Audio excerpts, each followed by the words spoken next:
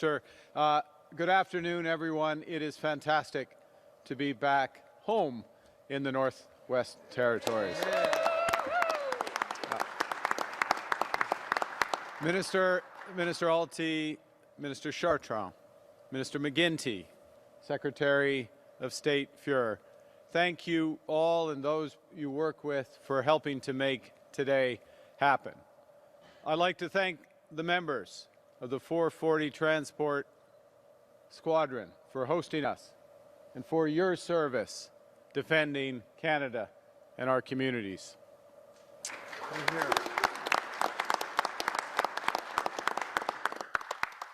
Thank you, Premier Simpson, for your leadership. I'm honored. My colleagues and I are honored to be joined by Indigenous leadership from across the North and the Arctic. Your partnership has made today possible.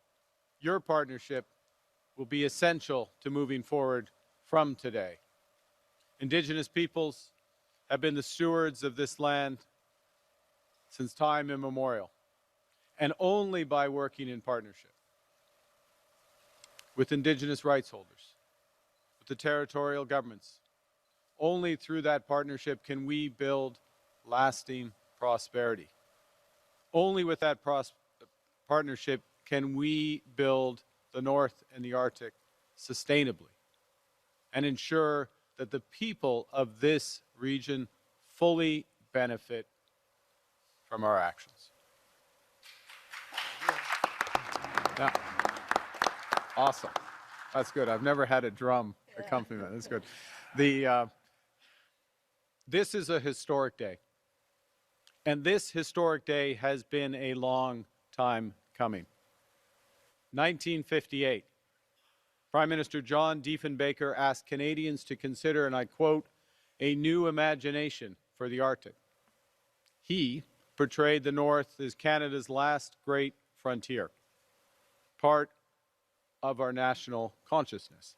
Well, certainly an area that contains 40% of Canada's landmass and over 70% of our coastline is at the very heart of our nation. But you have been patient because, well, it's at the heart physically of our nation. It hasn't always been treated as such. Over my lifetime,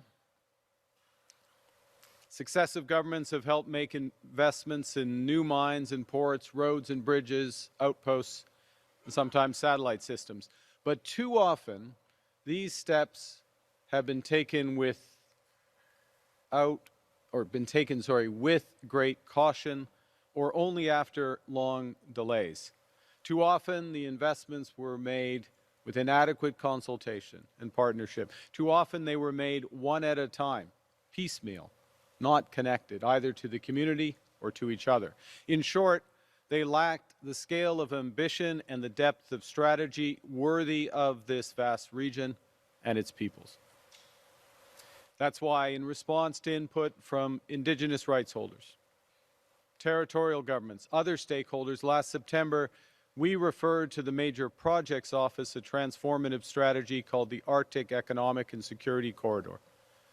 And since then, the so-called MPO has been engaging with rights holders, governments, partners, territorial governments, federal departments, the private sector to translate a high-level strategy into an action plan with an integrated set of projects that complement the major investments that we are now making in our defense and security in the Arctic. Le gouvernement fédéral a la capacité de mettre en œuvre une vision de cette en vigueur. À ce moment charnière, au moment où notre économie et notre souveraineté sont confrontées à de nouvelles menaces, nous avons un impératif. From day one, Canada's new government has been clear that true Canadian sovereignty is anchored right here in a strong and secure North.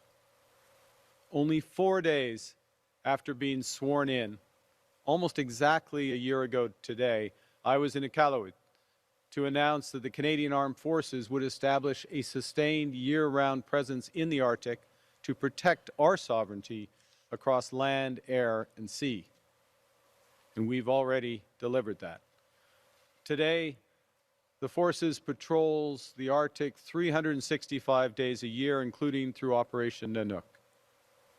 In our first federal budget, a few months ago, we launched the $1 billion Arctic Infrastructure Fund to build new roads, rail, airports, bridges, and ports. Last month, the Minister of Indigenous Services announced new measures to make life more affordable for Indigenous communities in the North, including lowering food costs and improving access to childcare and education. And today, we are announcing a series of transformative initiatives that will help unlock the full potential of this vast region. We're moving forward with an ambitious new plan backed by more than $40 billion of investments in Canada's North and Arctic.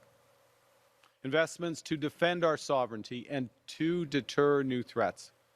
Investments to connect, build, and transform Northern and Arctic communities. With this plan, we are taking control of our future. We will no longer rely on others to defend our Arctic security or to fuel our economy. We're taking full responsibility for defending our sovereignty.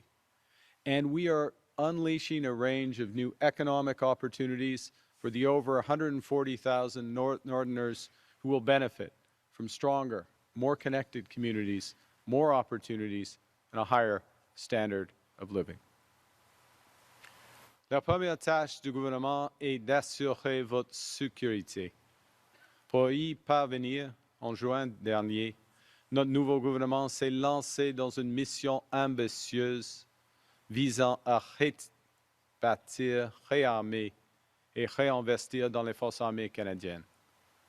Le recrutement dans les forces armées a augmenté depuis juin de 13%. Nous sommes en voie d'atteindre la cible de 2% de l'OTAN cette année. And as part of our plan to rebuild, rearm, and reinvest in the Canadian Armed Forces, we must ensure that the women and men who serve have not only the presence, but also the reach to defend every corner of this region. To that end, we are building 4 new Northern operational support hubs and nodes in Whitehorse, in Resolute Bay, in Rankin Inlet, and in Cambridge Bay.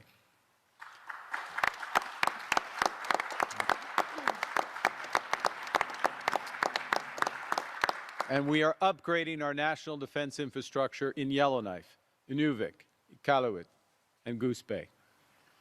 These locations are at the heart of our mission to defend our territory.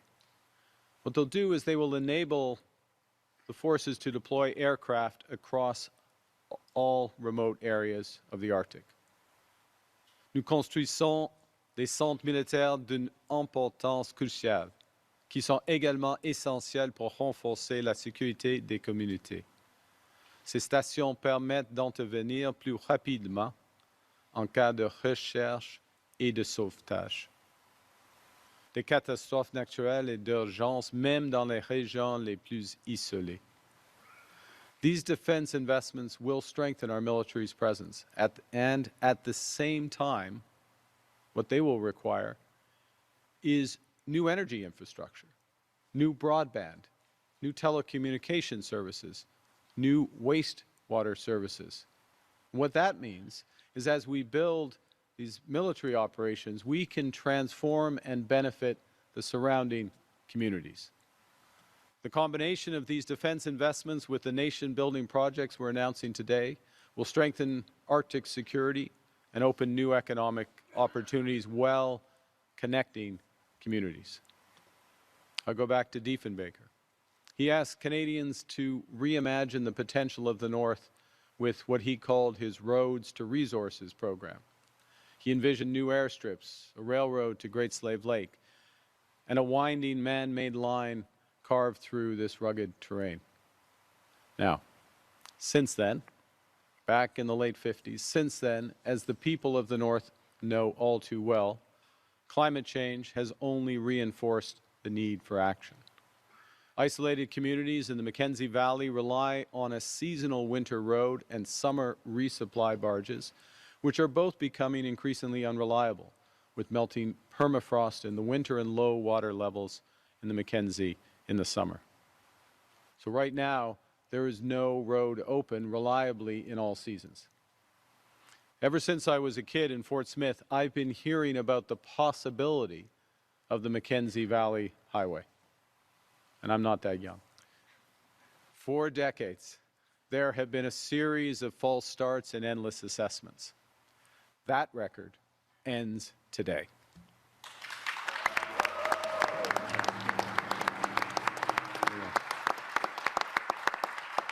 Today, we're taking up the Mackenzie Valley Highway at our major projects office. This summer, we will start construction.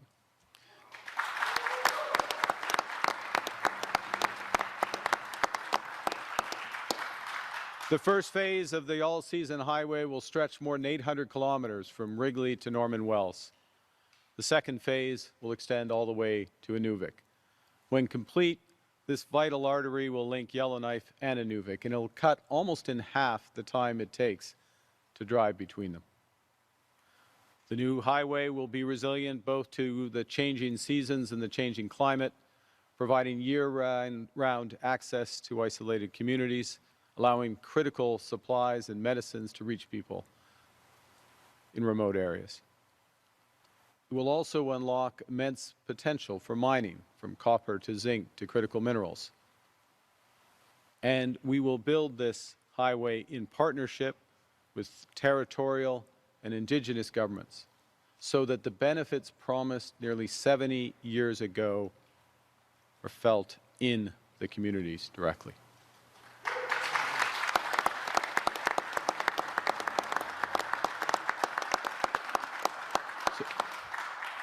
And to be even more specific about how we're moving, we will start construction of the Oscar Creek Bridge relocation, the Christina Creek realignment, and Highway 1 targeted resurfacing, all beginning this summer. En plus de relier les communautés par voie terrestre, nous les relierons également par voie aérienne.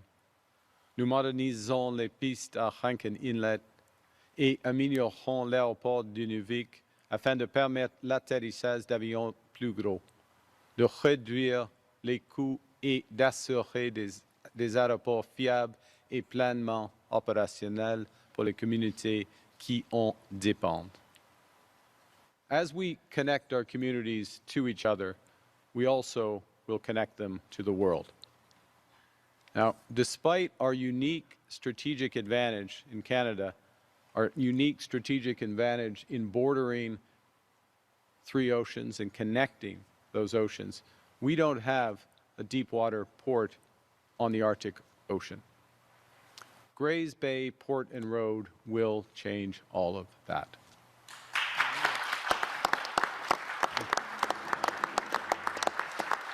We will build a new deep water port at Grays Bay and Nunavut, and a 230-kilometer all-season road connecting it to the territory's border. This will help unlock mineral resources and enable their easy export.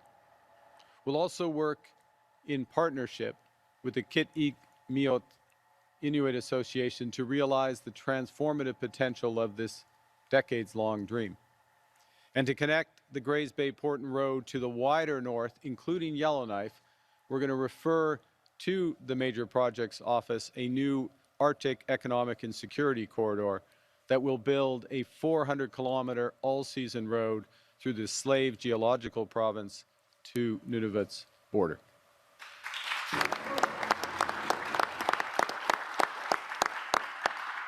So you put that all together, we will have the first all-season road connecting Nunavut to our national highway system. Nunavut connected to our national highway system. We will have an enablement of new resource exploration and development in the mineral-rich slave geological province of the Northwest Territories in Nunavut. And we'll have open access to new export markets so we can realize more of the potential of these multiple new trade deals that Canada is securing abroad. Il ne s'agit pas seulement de ce que nous bâtissons, mais aussi de la manière dont nous le bâtissons. Nous bâtissons de façon durable, en réduisant les émissions et investissant dans l'avenir axé sur l'énergie propre. Nous bâtissons en solidarité avec les travailleurs canadiens, en créant des centaines de milliers de carrières bien rémunérées. Et enfin, nous bâtissons en partenariat avec les gouvernements territoriaux et autochtones pour offrir des avantages économiques indéniables à la population du Nord. This is a generational plan to build and connect the North, to bring security, prosperity, and opportunity to workers and families. Now, to sustain all of that growth, we need clean, reliable, and affordable power. Fuel prices in the North can reach 6 to 10 times the levels of the rest of Canada. And this just reinforces the need to transition to cleaner options. So we are going to unlock the North's enormous hydropower. In November, we referred the Iqaluit Nuqiqsawtit hydro project to the Major Projects Office. This is Nunavut's first 100% Inuit-owned hydroelectricity project. It can save nearly $2 billion in diesel costs over the next 50 years, while providing that reliable, affordable, emissions-free power to people in the Arctic. Today, we're going to take another step forward by referring the Tolston Hydro Expansion Project to the MPO.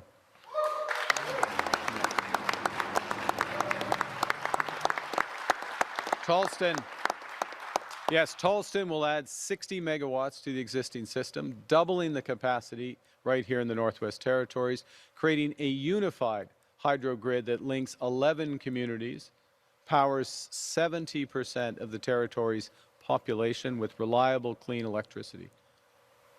You know, when you bring together the major projects that we're referring, they represent around $10 billion in investment and will create more than 10,000 jobs during their construction. And that is separate from the scale of the investment and the jobs created from the defense investments. More fundamentally, what we're doing is creating projects that are, if you will, force multipliers. Their construction will unleash new career opportunities, higher paychecks, faster trips, stronger communities, and they will make large investments possible by connecting the Canadian North and Arctic. Our plan to defend, connect, and build the North will reinforce Canada's strategic autonomy. That independence will also be bolstered by the new trade and defense partnerships that we are striking with trusted partners. Ce soir, je parlerai pour la Norvège afin d'approfondir notre coopération en matière de défense, de commerce et de minéraux critiques avec nos alliés nordiques. Ma visite comprendra des exercices militaires conjoints visant à renforcer la coopération opérationnelle et la préparation entre les principaux alliés dans le cadre de la défense de notre territoire. Et la semaine prochaine, je rencontrerai le Premier ministre Starmer du Royaume-Uni pour discuter du renforcement de notre défense collective. Le fondement de notre souveraineté, de notre indépendance et de notre force réside dans ce que nous construisons chez nous ensemble. So to conclude, when John Diefenbaker, all those years ago, set out to reimagine the North, he rightly envisioned that it required more than a stronger economy. It required a more secure border. But ultimately, it required a future where Canadians have, and I quote, control of their own destiny. là où nous sommes maîtres chez nous. And today, we are taking major steps to realize that vision, to take control and to build the true North strong and free together. Thank you very much. Merci beaucoup. Thank you, Prime Minister. Thank you, Prime Minister. Merci, Monsieur le Premier ministre. Nous allons maintenant passer aux questions. We'll do 20 minutes of question. Première question. First question. Bonjour, Monsieur le Premier ministre. Bien sûr que je vais revenir sur cette annonce, Valérie Gavache de Radio-Canada. Mais d'abord, j'aimerais qu'on fasse le point sur ces frappes sur la base aérienne d'Ali Al-Salem au Koweït. Il y a le camp Canada qui aurait été touché par ces frappes-là. Je voulais d'abord savoir si vous pouviez nous confirmer ces frappes-là et nous dire pourquoi vous n'avez pas informé les Canadiens au moment où elles se sont produites. Merci pour votre question. Premier point, et le point le plus important est que tous les membres de forces canadiennes dans la région sont sains et saufs. Okay? Ça, c'est le premier point.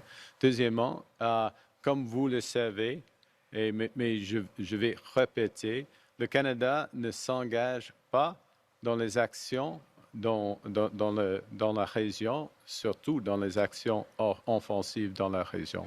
Et on va informer quand il y a des nouvelles. C'est la responsabilité de moi et le ministre de la Défense nationale. And if you can answer in English also. If you can confirm in English if this attack happened and why you didn't inform Canadian before? Well, I mean, I'm not the only spokesperson for the government, but I'll just confirm that Canadian forces the members of the Canadian forces are all safe and sound. I reinforce, as I said in French, what you know, which is that we are not engaged in these actions of the U.S. and Israel. We're not engaged in offensive actions, and we will not be engaged in those actions. Concernant l'annonce d'aujourd'hui, Oui. C'est quand même une annonce qui est extrêmement concrète pour le Nord. Quel message vous voulez envoyer à la veille justement de cette visite en Norvège à vos alliés, tant des pays nordiques que de l'OTAN, en faisant cette annonce-là aujourd'hui? Oui, merci. OK. La visite, l'annonce aujourd'hui et les actions aujourd'hui renforcent notre capacité à une échelle extraordinaire, si je peux dire comme ça, notre capacité de défendre le Canada, tout le Canada. Et alors, c'est vachement important, les annonces aujourd'hui, y compris d'autres investissements dans nos forces armées, premièrement. Deuxièmement, alors, on prend plus de responsabilités chez nous. Okay? Ça, c'est fondamental. C'est un des grands messages aujourd'hui. Deuxièmement, on va travailler plus. Nous allons avoir une plus étroite collaboration avec nos alliés norvéges parce qu'il y a la géographie, premièrement. Deuxièmement, nous avons une frontière, par exemple, de 3000 kilomètres avec le Danemark, par exemple. OK. C'est une bonne idée d'avoir plus de coopération entre nous, mais y compris tous les pays norvèges. Il y a expertise, il y a la possibilité ou la nécessité d'avoir plus de coordination. Alors, nous six avec Canada, nous prenons plus de responsabilités pour en anglais, on dit le flank de l'Ouest, la frontière de l'Ouest de l'OTAN. Et depuis le commencement de l'OTAN, 95% ou plus de temps, l'OTAN est concentrée sur la frontière de l'Est. Maintenant, dans un monde de plus en plus dangereux, il faut concentrer, surtout pour le Canada, sur nos frontières et la frontière de l'ouest de l'OTAN. Alors, par conséquent, on travaille avec plus étroite collaboration avec nos partenaires norvèges. Ça marche? Prochaine question. Next question. Good afternoon, Prime Minister. David Baxter with the Canadian Yep. Press. What's your level of concern right now about broader economic damage, be it in Canada or globally, with the war in Iran and oil price shocks that we've been seeing over the last week? Yeah, very closely. The longer this goes on, the greater the disruptions in energy markets, and you're right, in oil markets. Very importantly, natural gas markets. 20% of global LNG supply is now trapped in the Gulf, so that will have knock-on effects, particularly in Asia. We are seeing the implications of this for fertilizer, for example. So there is ultimately down the chain around the world potential impacts in fertilizers, food prices, planting. Some other sectors, critical minerals development related to. Anyways, there are a series. The longer it goes on, the greater the dislocation, the greater knock-on effects, the greater global economic impacts, without question. And from a Canadian perspective, we have strengths, many strengths, including the fact that we are a net energy exporter. So there is some offset to Canada because of this. But a world where the global economy is slower, that affects us. A world where gas prices are higher, gas prices are affected by global markets, that's an immediate challenge for individuals, so if it stays up. And also a world where, I'm going to simplify it, but the cost of money, financial conditions are tighter, interest rates are higher, stock markets are lower. That also has knock-on effects. We start from a position, so we are watching this closely. We are working at several dimensions to respond. One is directly with respect to the conflict, talking to allies, partners, other countries in the region, a wide range of active participants and interested parties, if I can put it that way, to try to contribute to the conditions that can lead to a de-escalation of hostilities. So that's number one. Secondly, working with particularly the G7 in terms of providing some relief to energy markets, but that needs to be kept into context. The scale of the disruption to energy markets is much bigger than what can be offset through, for example, the release of the Strategic Petroleum Reserve. Making sure, thirdly, that Canada is supplying everything it can to commodity markets, to energy markets.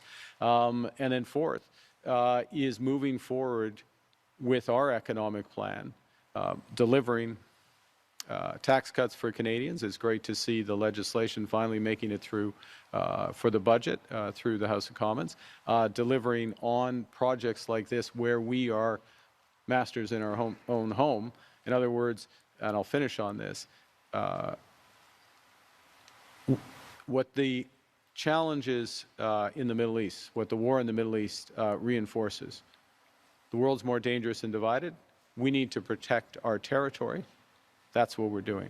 Secondly, it reinforces that we can be hit from shocks from abroad, economic shocks, your question. We need to invest at home and be strong at home. That's what we're doing. And it also reinforces that we need all forms of energy in order to be resilient. So yes, oil and gas, and we're developing those in a responsible way, but also clean energy. And part of today's announcement is to finally get the North off of diesel, whose prices are going up and are already much more expensive than they are south of 60, if I can put it that way, and to clean, reliable energy. And just to follow up on that uncertainty, of course, we just talking about the missile strike on the base in Kuwait, the strike on the base in Kuwait. Canadians are seeing the effects of the war here at home with the price of the pump going up and up and up. And it's been reported that after this trip is concluded, you're going to be on vacation for the next week. What's your message to Canadians who are worried about just the state of everything going on, the uncertainty, as you're going to be less publicly visible after this trip is done? I'll be, first off, it doesn't actually work out to a week. It's the first thing. Secondly, I'll be working through this weekend with the military exercises in Norway, meeting with our partners, meeting with Chancellor Merz of Germany. I'll be meeting the UK Prime Minister on Monday. I will be having a series of conversations during the week. I will be as visible as needed and as connected as always. As well, I would reinforce that one of the strengths of this government is we have a very strong cabinet. And one of the, I would like to think, one of my characteristics as a prime minister is I give authority to my ministers. So there's a reason why you hear a lot from the Minister of National Defense, from the Minister of Foreign Affairs, from the Minister of Public Safety, because they are very much on the front lines of these issues as much as I am. Thank you. Next question. Prochaine question. Judy Trin with CTV News. Prime Minister, your office says you will have an audience with King Charles following your meeting with Keir Starmer. The Treaty 6 chiefs spoke to King Charles about their concern that Premier Danielle Smith has not denounced Alberta's separation. Is that a topic that you will also broach with the King? Well, let me say a couple of things that, if I may, Judy. Which is first is that His Majesty, in all of my experience, takes an intense interest in the rights of Indigenous peoples. Treaty 6 territory, Treaty 7 territory, across the Arctic. He will be very interested, first and foremost, just by his nature, I know this, in terms of what we're talking about today, the progress that's being made, what's coming next, the impact of climate change on the North. These issues are front and center and constant for him. The second thing is that,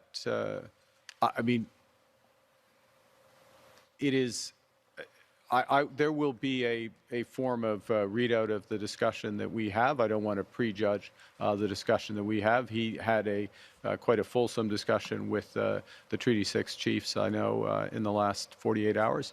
And there are many subjects for him and I to raise. Thank you. Follow-up.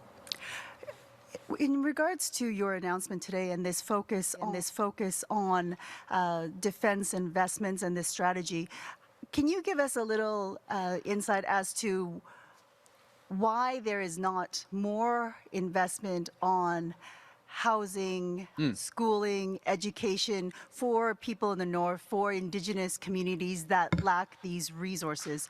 And when you head over to Norway and you meet with the Nordic Five, you will see that they have fantastic housing. Nuuk has 6 hospitals. They are Arctic communities. Why is it that Canada doesn't have those resources?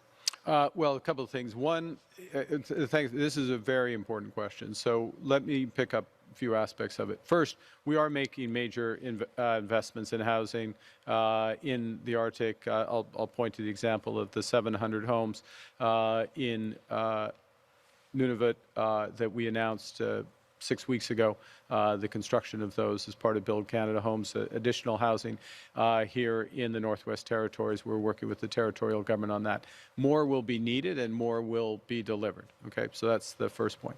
Second is, and there is a deficit. Maybe that should have been the first point, which is to acknowledge the infrastructure deficit that exists across the North and in the Arctic. And this government is determined to close that deficit meaningfully. So that's why within the first few days I was in Iqaluit. That's why we're here. That's why I was in Fort Smith a few months ago. And we're continuing to focus on closing those deficits.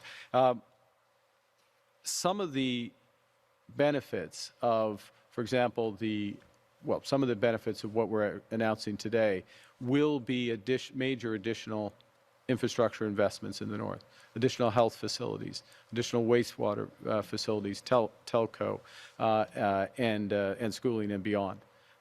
And it's a weird term, but it's dual use because it's relevant both for the military personnel who come, but also for the communities.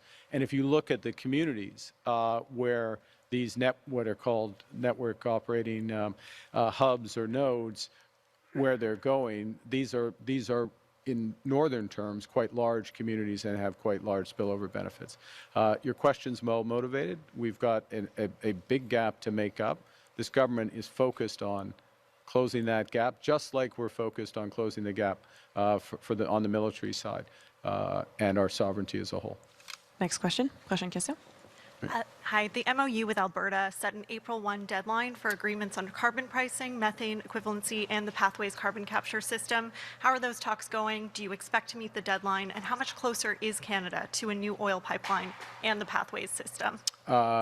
All important questions. We're absolutely engaged in talks, I think, and they're all, I'm glad you raised all of those issues. There's a few more, but those issues are all absolutely interconnected. So you kind of can't solve one without solving the others, or I should say, finalize the agreements around one without the others. So we're engaged in moving those forward. I would point to the cooperation agreement, which we announced with Alberta in the last few days, as an example of there's goodwill on both sides. We're working forward, and we're committed to meet the deadline. More work to do, though, between now and then. Thank you. Next question. I just want to go back to this announcement, and I'd like more details on how you can guarantee construction on these major projects when they've only just been brought forward to the APO. So if you could share some more details on that, and then just a little bit of information on what the cost of some of these major projects would be.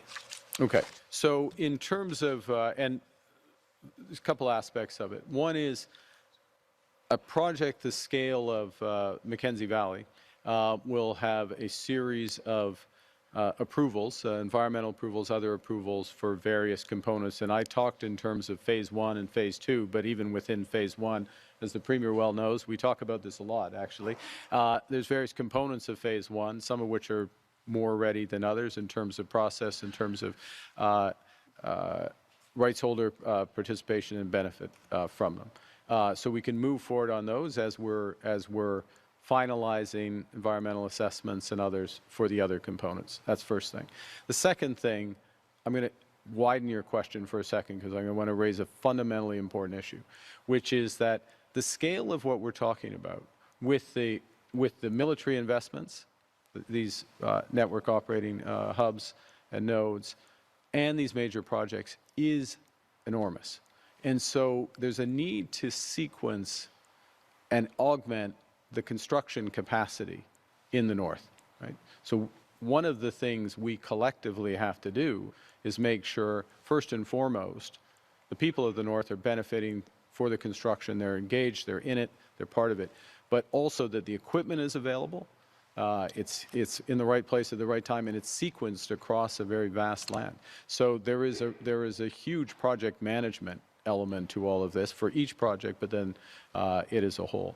And then in terms of the dollar values of the projects, if I'm going to simplify, there's more detail in a backgrounder which you'll get, or if you haven't received it already, but I'm going to simplify that the military components of this, $32 billion plus a bit more for dual use runways, for example, in Rankin and others. So effectively $35 billion. Again, more detail will be provided out.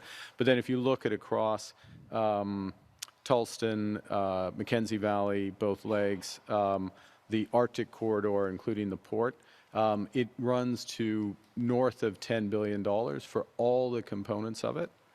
Phase 1, phase 2, bringing everything back. If you think of everything ultimately being connected back here to Yellowknife, plus the ports, plus the hydro, which also gets connected back to Yellowknife. So it runs in that order of magnitude.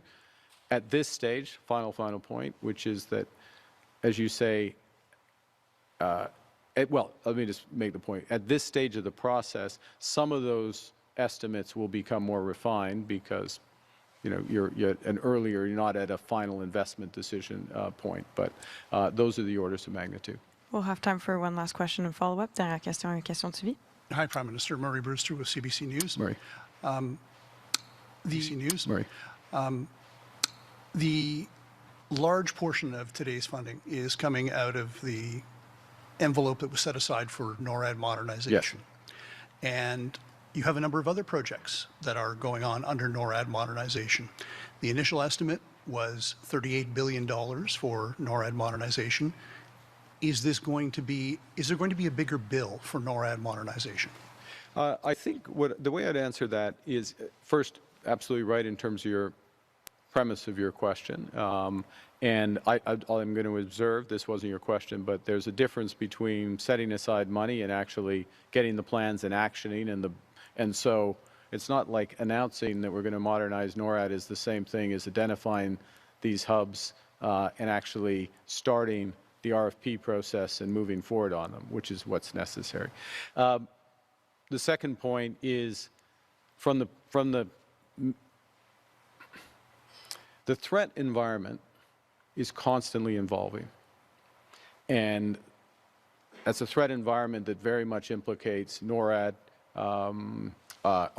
as the Minister of National Defense rightly says, our sort of continental shield defense. So we will be constantly updating what we need. Sometimes we won't need expensive systems that we thought we need because things have moved in a different direction. Sometimes we'll need new systems, and we'll be updating those through updates to the defense and strategy, but also through the budget process. So as of now, we're spending money. We are now allocating money that had been set aside for specific projects as described. If we have to do additional spending in those regards, additional fiscal cost, you will absolutely be the first to know. You'll be you might be amongst the first to understand it, Murray, because you spend all the time on it. Okay, sorry. And follow-up. one quick follow-up. You're meeting with the German Chancellor and the Norwegian Prime Minister. Do you expect to talk submarines? Well, that's an important question. So we're in a phase of that process. The short answer is no. Because Murray, the short answer is no, because we're at a phase in that process where the short answer is no, because we're at a phase in that process where the final bids have been submitted, and that runs through an equal process. This is very much this is an important exercise this weekend. The Minister of National Defense will be with me, as will Secretary of State. This deeper coordination of our forces, lessons learned, how best to defend the Arctic in the new environment. Obviously, German Chancellor, myself, will have an opportunity to discuss broader geopolitical issues. I look forward to that. And as well, on Sunday morning, there is a meeting of effectively the Nordic Council, the 5 Nordic nations, plus Canada, and a series of opportunities to deepen cooperation there. So all of that is important, and for someone who asked about my holiday plans, I'd note that that's what I'm doing on Saturday and Sunday, and I hope you're going to be with me, so we can do it together. All right. Thank you, Prime Minister. Thank you very much. Merci beaucoup. Thank you. C'est ce qui m'a fait notre conférence de presse. This puts an end to our press conference.